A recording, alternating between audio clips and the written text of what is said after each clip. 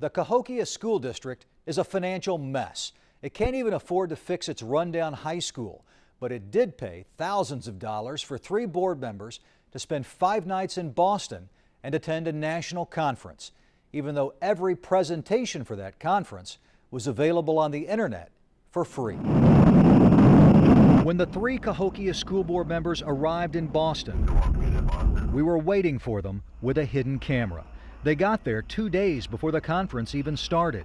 Board members Clifton Lovett and Larry Wynn brought their wives. They were joined by board president Peggy Shelton. The trip cost at least $7,584, which is more than what nearly all local school districts spend on board training and travel in an entire year. Why do you have to travel to Boston, pay all that money to hear a particular message? Dr. Garrett Duncan is an associate professor at Washington University who specializes in ethics in education. The priorities are out of order, and there's a seeming indifference towards the needs of their district.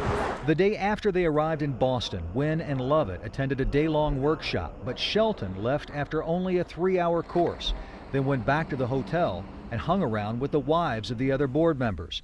Then they all went out to dinner. The next day, the first official day of the conference, Shelton seemed ready to leave around lunchtime, holding a tourist map of Boston as she appeared to wait for someone. Ms. Shelton, we'd like to ask you some questions. Ma'am, you can't even afford to fix your high school, yet you've got 3 school board members spending 5 nights in Boston. Can you really justify that? Yes, sir. How do you justify that? Continuing education.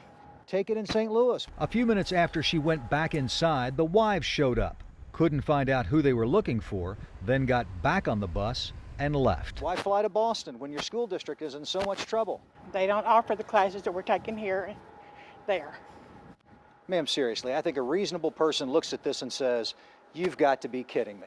And that was before I went to the National School Boards Association website and found the written presentation for every workshop at the conference. All 3,270 pages, and I got all of it for free. And I'm not even a member of the National School Boards Association. Wow. When it comes to out-of-state travel, the Cahokia School Board is in a class of its own. In 2009, 6 board members, including Shelton and Wynn, flew to Las Vegas for a 3-day conference that wasn't even designed for board members. The trip, paid for with a government grant aimed at school improvement, cost taxpayers $10,612. I went to Las Vegas. And there have been repeated trips to Chicago for state and national conferences, costing tens of thousands of dollars in recent years. During the current school year alone, Cahokia has spent at least $15,645 on board training and travel. How does that compare to other districts? We received records from 23 local districts. Half of them spent less than $3,000 this year. The closest to Cahokia was Maplewood-Richmond Heights, which spent about $8,300. But much of the cost is tied to 2 trips, one to Boston, the other to Italy, where the district will receive prestigious awards. And because of that, Dr. Duncan says the expenses are justified. They could defend this. But can Cahokia defend it? A district that's falling apart.